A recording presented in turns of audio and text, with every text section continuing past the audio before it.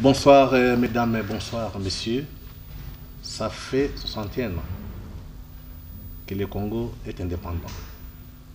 Le 30 juin, ça sera 61 ans d'indépendance. Donc dans 5 ou 6 jours. Mais on voit que le Congo, depuis son indépendance jusqu'à ce jour, la mentalité, l'imaginaire du Congolais est pollué. Et pour en parler, je fais appel au cinéaste africain congolais, Baloufo Kanyinda, c'est ça? Bakupa. Ouais, Baloufo Kanyinda Bakupa. Baloufo Kanyinda Bakupa est très connu dans le monde du cinéma. Il est connu en Afrique comme un grand panafricaniste. Il n'a pas beaucoup travaillé au Congo. Donc, Baloufo Kanyinda Bakupa va donner son regard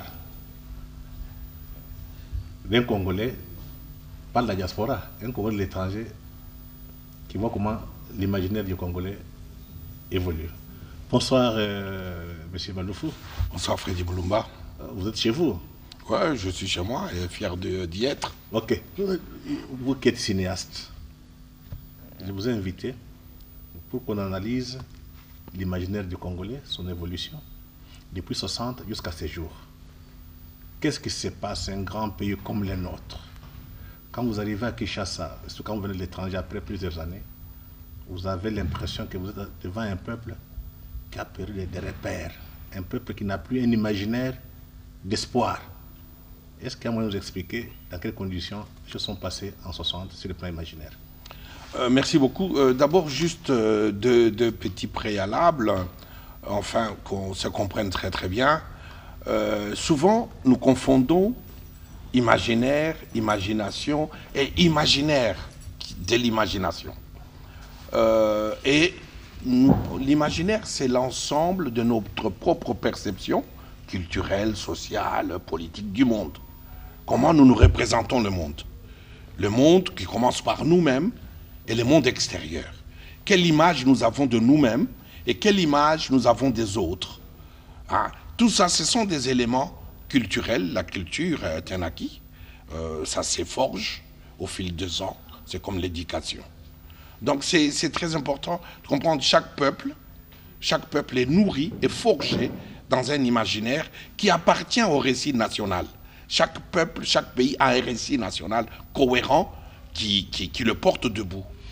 Et d'une part, le deuxième point, c'est qu'est-ce que c'est le travail d'un cinéaste. Les cinéastes, ce n'est pas seulement celui qui fait des films, du divertissement. Le cinéma est d'abord un art politique, de la représentation de l'autre. Nous, Africains, colonisés, nous sommes aussi colonisés de fait par l'image des autres. Nous sommes colonisés par l'image des autres, c'est-à-dire cette image nous aliène tellement que tous nos comportements sont influencés par les autres, par l'autre. D'abord le colonisateur, et puis voilà. C'est-à-dire que dans l'univers congolais, les éléments aujourd'hui qui influencent l'imaginaire, c'est peut-être la télévision. Qu'est-ce que le Congolais, quand il prend sa télécommande, il zappe, qu'est-ce qu'il voit? Est-ce qu'il se voit lui-même?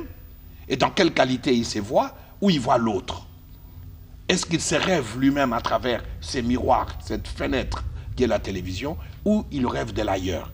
Et ça peut faire un peuple dévertébré qui a les pieds en l'air. Hein. Et le travail du cinéaste, c'est de travailler sur cette représentation.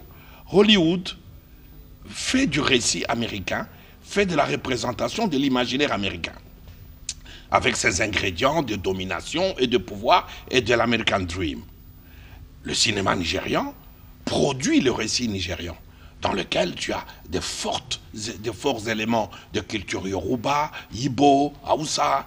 Et c'est ça qui fait derrière la puissance d'un pays comme l'Afrique du Sud, comme les cinémas marocains, comme le Burkina, comme le Sénégal. Mais nous sommes dans un pays qui est le nôtre, qui est l'un des plus grands, qui est un demi-continent, mais qui n'a pas de représentation cinématographique de lui-même. Donc nous avons un problème déjà dans notre imaginaire de l'image de nous-mêmes. Nous ne produisons pas l'image de nous-mêmes. Et quand nous la reproduisons, c'est souvent dans les sketchs, dans les comiques. Ce n'est pas dans la discursive et réflexive. Hein. Donc c'est déjà un gros problème. L'imaginaire congolais en soi, il est peuplé, je dirais, je ne fais pas de la statistique scientifique, mais il est peuplé, à mon avis, de 80% de bruit, des sons, des fausses promesses des églises. Et il y a très peu de place pour l'image. Et pourtant, l'image est centrale à la constitution d'une identité culturelle. Mais qui produit ça? Pourquoi il y a ce manque? Pourquoi il y a cette absence? Mais ça remonte en fait à la forme de la colonisation qui a été la nôtre. On a été colonisé par un petit pays. En fait, on peut dire, si tu veux, sans être contredit, que la Belgique n'a pas conquis le Congo, mais la Belgique a reçu le Congo pour l'administrer colonialement. La Belgique elle-même c'est déjà un petit pays en Europe. Je ne connais pas, j'aimerais bien connaître beaucoup de Congolais ne connaissent pas les poètes belges, ils ne connaissent pas les écrivains belges. Ils connaissent pourtant Molière, Rousseau, que je préfère beaucoup d'ailleurs, et Hugo. Donc la France, par exemple, avait malgré la colonisation qui a été rude, mais la France a une fierté culturelle qu'elle aurait pu partager avec les Senghor, avec les Rabamenanjara, avec tous les autres écrivains et poètes de langue française. Hein. Et ce qui nous a manqué, c'est aussi ça, l'interaction avec l'Occident, avec un Occident cultivé, raffiné, ce qui n'est pas le cas de la Belgique. Oui, mais qu'est-ce qui s'est passé? Ça fait 60 ans qu'on est indépendant. Mais entre cette période de 60 à 65, avant que Mobutu prenne le pouvoir, quel a été l'imaginaire du Congolais? Oui, mais je voudrais bien terminer un peu avant, parce que le socle est très important. On a tous, vous savez, 100 ans ou 60 ans, c'est beaucoup pour les uns et c'est peu pour les autres. Dans l'histoire des hommes, dans la marche des nations, 100 ans et 60 ans, c'est rien du tout. Hein. Aujourd'hui, les autres pays parlent encore des acquis de leur histoire d'il y a 3 siècles. Hein. Nous avons encore des stigmates de l'esclavage, 3-4 siècles derrière nous. Donc il faut tenir compte de ces apports du passé. C'est très important pour regarder le futur, parce que le présent est enfuyant. Pour regarder le futur, il faudra déconstruire ou interroger, interpeller le passé. Comment le socle de l'imaginaire congolais a été construit. Alors, évidemment, quand on arrive en 1960, nos parents, la plupart d'entre eux ont le niveau de l'école primaire plus 4. Hein? Vous traversez à Brazzaville, ils ont déjà des universitaires. Ne parlons pas de l'Afrique francophone de l'Ouest. Ils ont déjà des grands universitaires. Ils sont déjà dans la grande conversation intellectuelle dans laquelle nous, on ne bascule pas en 60. Hein? Si vous prenez le cas de Patrice Lumumba, Lumumba est un cas exceptionnel, presque christique. C'est-à-dire que Lumumba, qui dans sa jeunesse est allé à l'école des catholiques, il a découvert là-bas, ça lui a ouvert les yeux parce qu'il n'a vu que des mensonges. Il est allé chez les protestants, il a découvert que bon, malgré la différence de soutane, c'est aussi un peu le même commerce. Et Lumumba s'est formé seul. Et c'est ça qui fait sa singularité dans le milieu congolais, parce qu'il s'est formé seul, donc il a découvert ce que les enfants de mon père qui allaient dans les écoles des catholiques, parce qu'il faut savoir que jusqu'en 1954, l'église catholique avait le monopole de l'enseignement. Hein. On peut aussi juger la qualité de cet enseignement qui a fait plus de perroquets que de scientifiques. Donc, tout ça nous fait comprendre que l'imaginaire congolais a déjà été abruti par le système colonial. Donc, quand nous arrivons à l'indépendance, il y a contre Lumumba, il y a une alliance nette des évolués avec le colonialisme. La défaite de Lumumba, la disparition de Lumumba, c'est la coalition entre les évolués congolais, donc la petite bourgeoisie naissante congolaise, qui se tourne contre l'un d'entre eux, qui est Lumumba, pour s'allier au néocolonialisme. Alors, les fils des paysans, qui étaient nos parents, deviennent tout d'un coup des gens riches qui ont des biens. Il faut s'interroger par ces passages. La Belgique n'a laissé au Congo qu'une classe politique corrompue. Et ça, c'est indéniable. C'est vraiment indéniable. C'est un cas particulier en Afrique, où une classe politique a été corrompue pour obtenir l'assassinat et la disparition d'un de leurs. Donc à partir de ce moment-là, on parle d'impunité, on parle de corruption, mais ça s'est installé. C'est-à-dire que la classe politique dirigeante congolaise a reçu la corruption et l'impunité comme gage de sa loyauté au néocolonialisme. Donc quand on arrive des années après, il y a le projet Zaïre, la zaïrianisation du Congo. La zaïrianisation du Congo falsifie l'histoire, efface le peu d'idéal qu'il y avait. Le Zaïre, c'est vraiment... Le problème, M. Baloufou, ça fait 61 ans. Aujourd'hui, les Congolais ont eu la chance d'avoir, beaucoup d'entre nous, on a fait l'Europe, on a fait l'Amérique, on a fait l'Inde, on a fait la Chine. Et la plupart des gens qui sont au pouvoir ont vécu ailleurs. Est-ce qu'il faut toujours parler du passé? Oui, c'est très important. Non, c'est très important. Hein? On peut tout dire. Non, on peut en parler, c'est vrai. Non, mais c'est très important dans notre présent.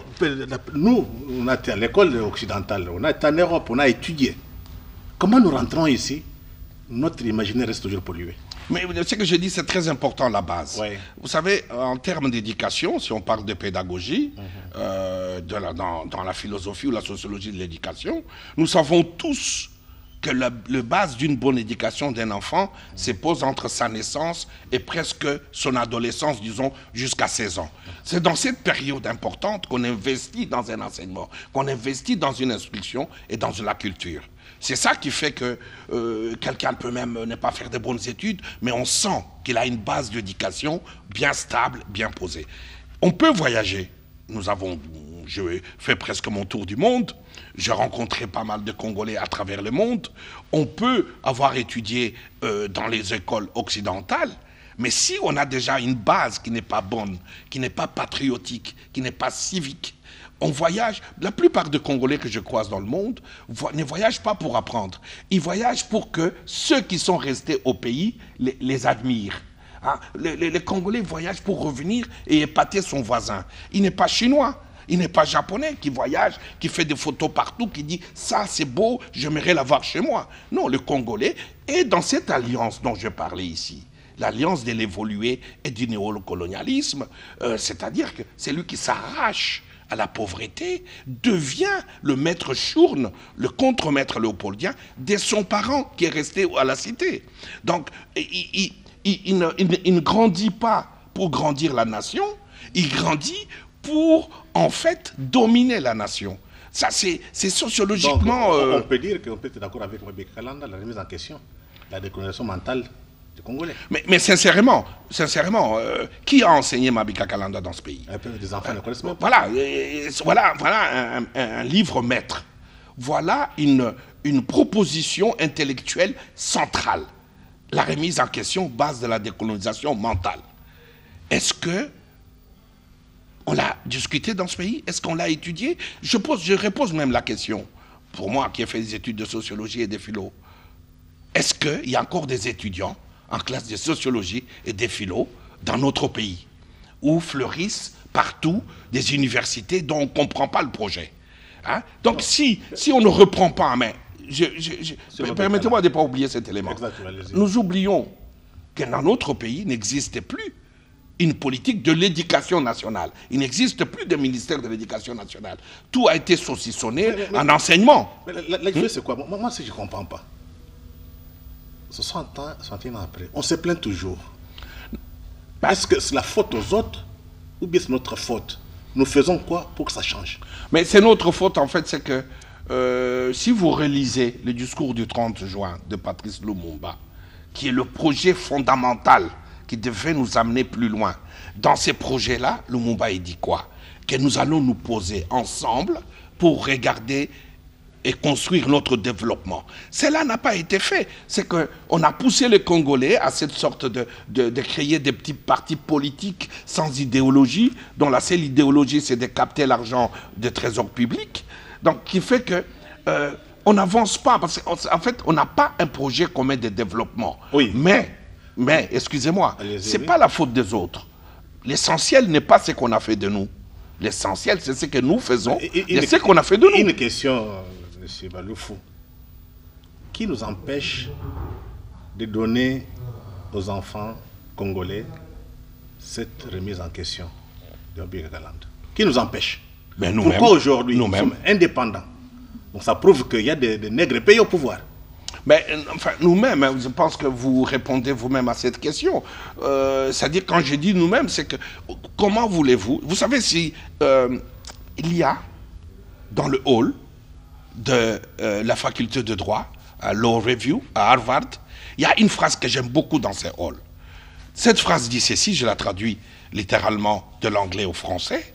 Elle dit, si vous donnez une bonne idée à des idiots, ils vont abîmer cette idée.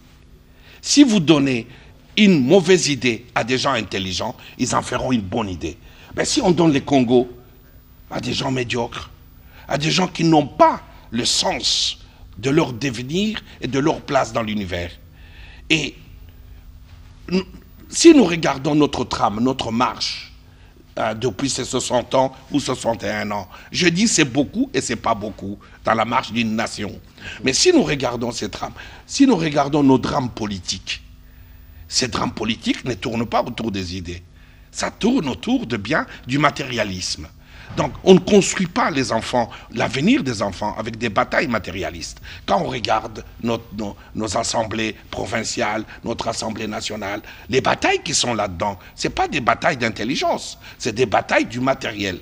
Donc, comment voulez-vous construire et enseigner aux enfants la remise en question quand vous-même, vous n'êtes pas encore apte ou rompu à la remise en question? Donc, le matériau de base, qui est nous-mêmes, est mauvais. Les matériaux de base sont mauvais. Les matériaux humains, les ressources humaines qui, dans la majorité de notre pays, prennent des décisions, ne sont pas rompus, forgés à créer la nation telle que nous la pensons. Oui, maintenant, que font les intellectuels? Ah, que font les intellectuels? Ça, c'est aussi un grand problème au Congo. Il faut d'abord qu'on se mette d'accord dans notre imaginaire. Que veut dire intellectuel? Est-ce que c'est les diplômés? Est-ce que c'est les jeunes qui sortent de l'université? Est-ce que c'est lui qui produit de la pensée collective et discutable par tous? Ça aussi, il faut trouver quel est le statut de l'intellectuel. Vous savez, dans les années 80, mes aînés, que je fréquentais beaucoup, les écrivains, les poètes, étaient coincés dans un système du parti unique où ils n'avaient que 3 possibilités en fait. Se soumettre au parti, l'exil, la prison, et la 4e qui était extrême, c'était la mort. Vous connaissez le sort du grand poète Matala Mukadi Chakatumba, mondialement connu, mais pas connu ici, qui est mort dans la misère. Donc, ou soit on devenait un père, parce qu'il n'y avait qu'une seule pensée. Et je reviens, le projet Zaïre a détruit l'intellectuel congolais. Donc, les uns se sont soumis, oui. Les autres sont partis en exil, Moudimbe, Ngandoupius, Ngal, et les autres sont partis en exil, et les autres se sont tus. Et c'est là où Chakatumba nous dit, poète, ton silence est crime. Donc les autres se sont tus. Donc comment voulez-vous aujourd'hui, sur ces terreaux du silence, de l'exil et de la soumission, construire et voir sortir un intellectuel? Je prends l'exemple, Mobutu n'est pas un penseur.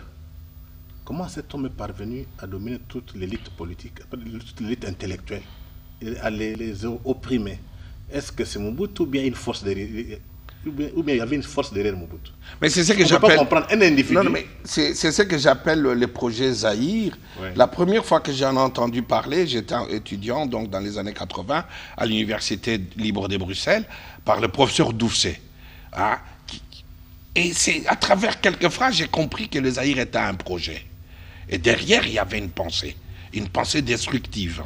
La zaïrianisation du Congo n'est pas faite, c'est pas un hasard, c'est une grosse machine. C'est une machine néocoloniale, pensée, et qui a détruit, qui a fait de notre peuple un peuple qui est heureux de chanter et de danser, comme disait Mobutu. Donc, vous savez, quand vous mettez tout le monde en ligne, la même pensée, et vous les encasernez, le même uniforme à Bacoste, et tout ça, vous faites quoi? Vous faites un peuple de perroquets. Donc vous faites quoi? Vous faites un peuple qui n'a qu'une seule vision. Du moment où on vous met dans la peur, parce qu'il faut considérer que la pendaison de la Pentecôte, de Mahamba, Kamba et Kimba, ça a tétanisé et presque émasculé l'intellectuel congolais. La peur que cet acte a produit, cette pendaison publique, a aussi joué dans l'annihilation de l'expression intellectuelle au Congo. Et puis après, 69, la fermeture du campus, sans projet aucun, et a aussi complètement écartelé la frondaison ou la sémence qui était prête à se révéler de l'intellectuel du Nouveau Congo. Et tout ça, c'est le projet Zaïre. Oui, M. Baloufou, il y a des gens qui s'inquiètent, ils disent peut-être que le Congo est sur les traces de l'Haïti. Vous voyez, Haïti, c'est un pays noir. Ce sont les Africains qui habitent là-bas. Ils sont indépendants, ça fait 200 ans. Mais quand vous partez en Haïti, en tout cas, vous trouvez la pauvreté, les désordres et la confusion. Est-ce que ce n'est pas le même destin pour le Congo? Ça me rappelle, je crois, en 2012, je suis allé enseigner à Pétionville, en Haïti. Je suis allé prendre en charge une classe de cinéma, et c'était juste après le tremblement de terre. Et d'abord, j'étais content d'être en Haïti, qui est le pays du roi Christophe, qui est le pays très important pour notre histoire. Et je me souviens que mes amis haïtiens m'appellent toujours l'ancêtre. Pourquoi l'ancêtre? Parce qu'ils considèrent que leur pays d'origine, leurs ancêtres sont congolais. Et j'étais frappé par les mêmes similitudes du désordre politique, du désordre et du voyeurisme politique entre Haïti et le Congo.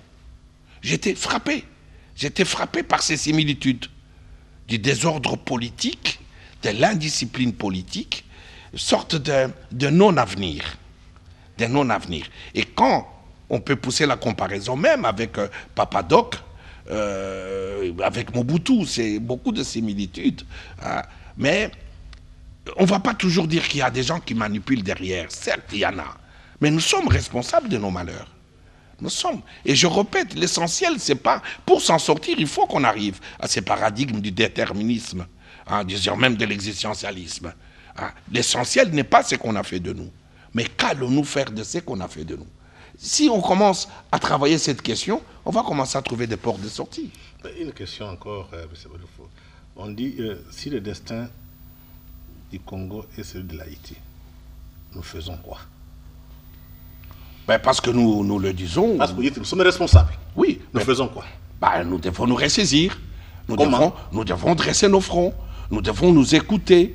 Nous devons regarder qui sommes-nous, d'où venons-nous et qu'est-ce que nous voulons en commun. Nous devons repenser l'éducation à partir de l'enfant qui vient de naître.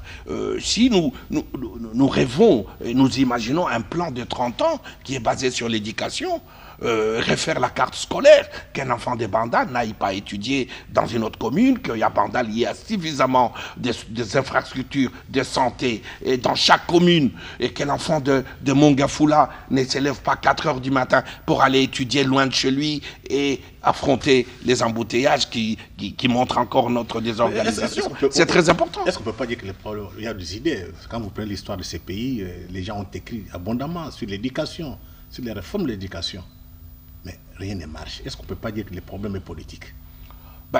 Le Congo est très politique. Le Congo n'est pas dans sa configuration managériale. Le Congo est très politique. Le Congo n'est pas dans une configuration culturelle, intellectuelle. Vous savez, j'ai dit toujours, on dit le peuple d'abord. Mais qui dit le peuple d'abord dit la culture d'abord. La meilleure définition de la culture, c'est le peuple. Il n'y a pas meilleure définition que ça. La culture, c'est le peuple. Le peuple avec ses expressions culturelles, artistiques, coutumières, tout ce qu'on veut. Mais la culture, c'est le peuple. Donc, si nous posons l'équation de dire le peuple d'abord, ça veut dire le peuple égale culture, c'est-à-dire mettre le peuple au centre. Mais ça, vous posez ça comme penseur. Moi, je parle de la politique, la pratique.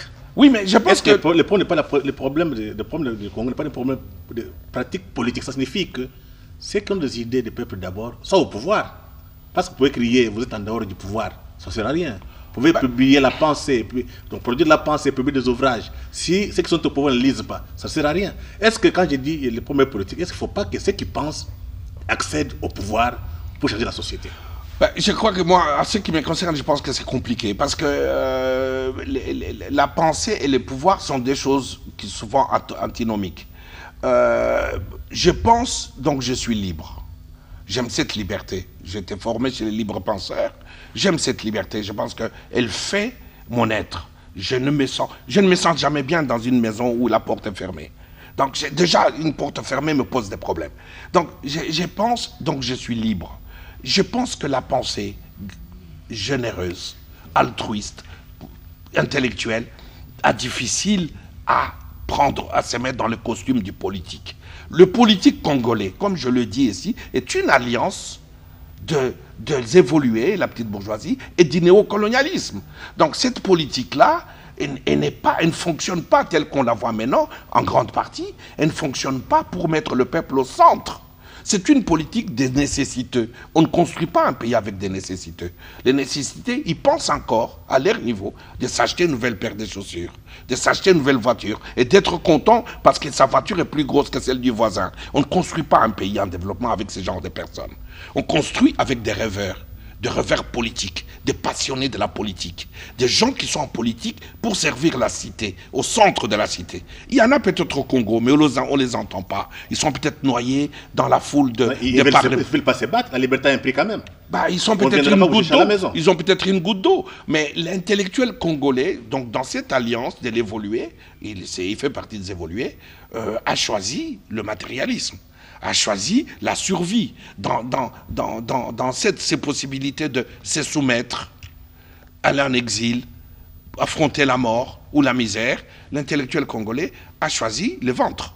A choisi les ventres en grande partie. Il a choisi les ventres.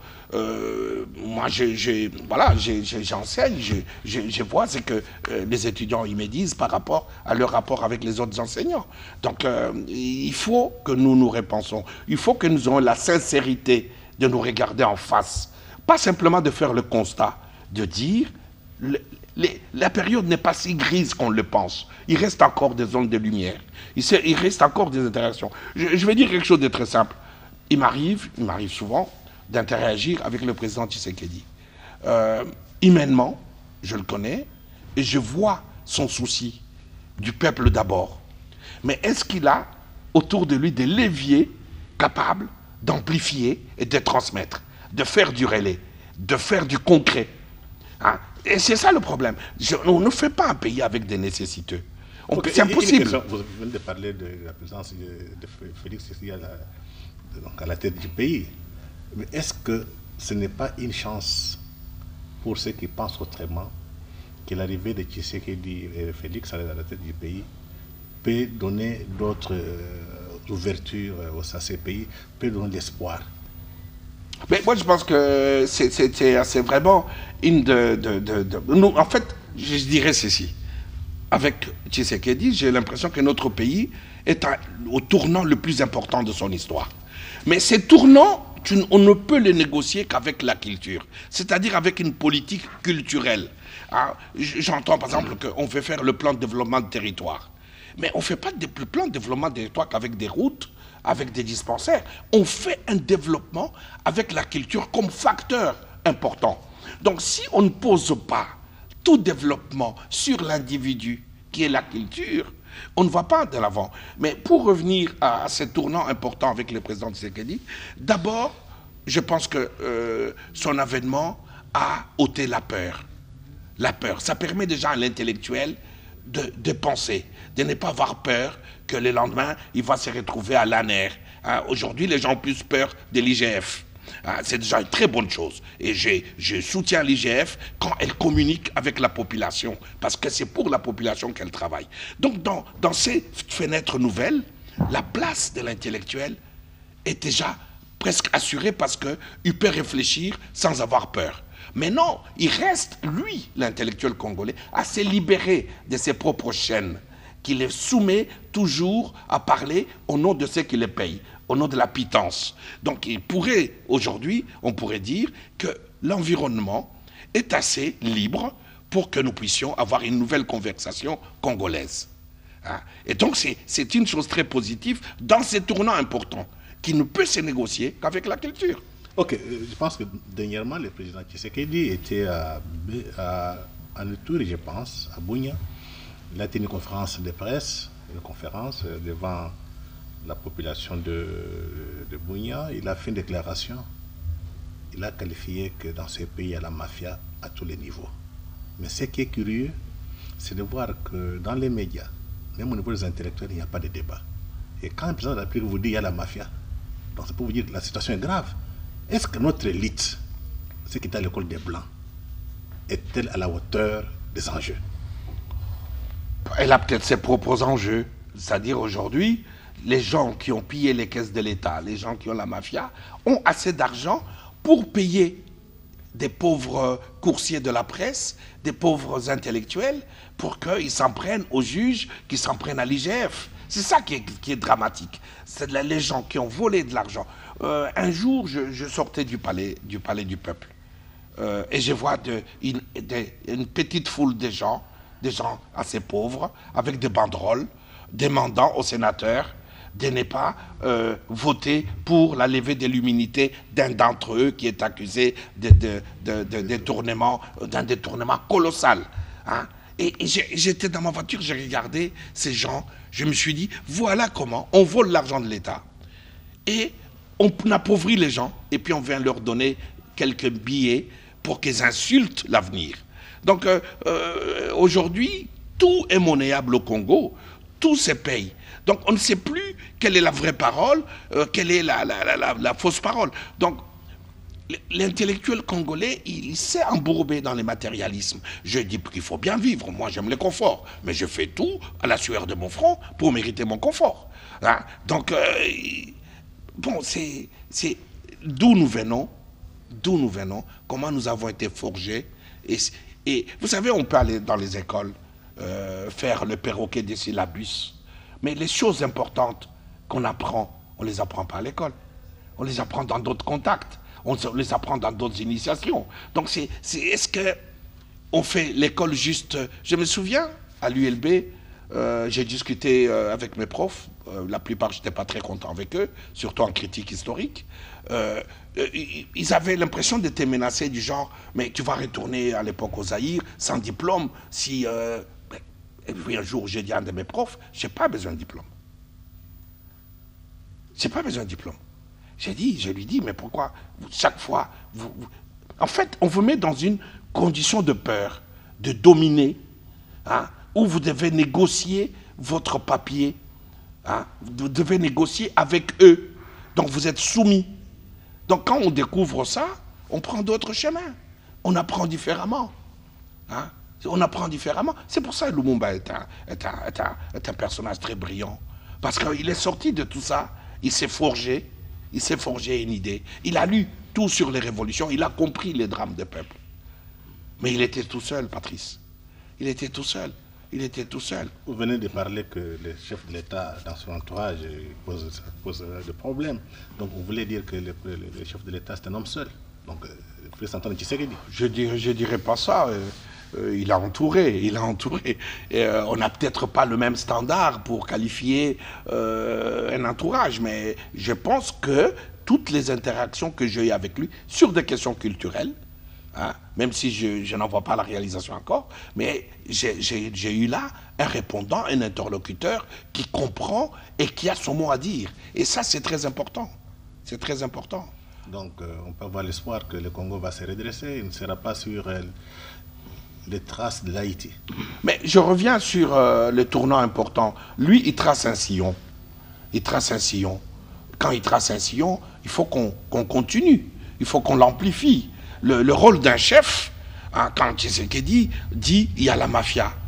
Mais c'est au mécanisme gouvernemental de dire il y a la mafia. Le chef a dit alors on va mettre fin à cette mafia.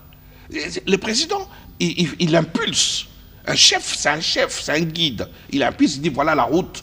Elle est scabreuse, elle est montagneuse, mais nous allons réunir nos efforts pour atteindre les sommets de la montagne. Hein? Donc que celui qui a de l'effort puisse pousser celui qui est faible. Hein? C'est ça l'impulsion, c'est ça un chef. Un chef, quand il parle, il faut que le mécanisme qui est autour de lui entre en action. S'il n'entre pas en action, on va vers la faillite. ça devient de la parole. Mais nous avons que cette parole, nous voulons que cette parole soit concrétisée en action. En action, je dirais même, en sorte de tautologie, en action concrète, si ce n'est pas effectif. Donc, il faut aussi que nous soyons éduqués politiquement à ça.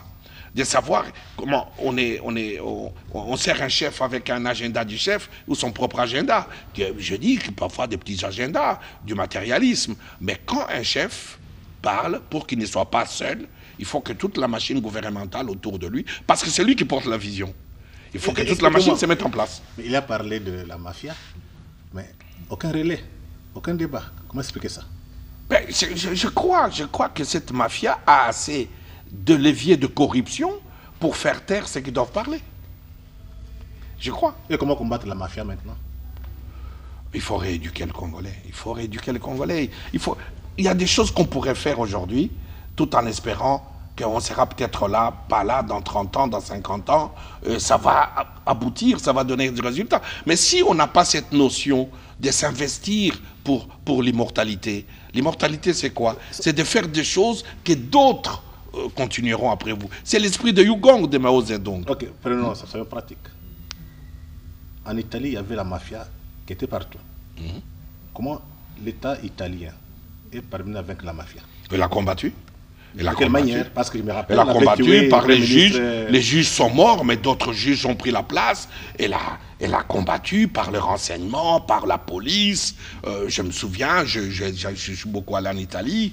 Et je connais personnellement un des juges du tribunal financier de Turin. Mais ça a été un vrai combat. Mais c'est une prise en compte de sa propre culture. Qui sommes-nous? Quelle image donnons-nous au monde? Est-ce que l'Italie est un pays des mafias? Non, non, non.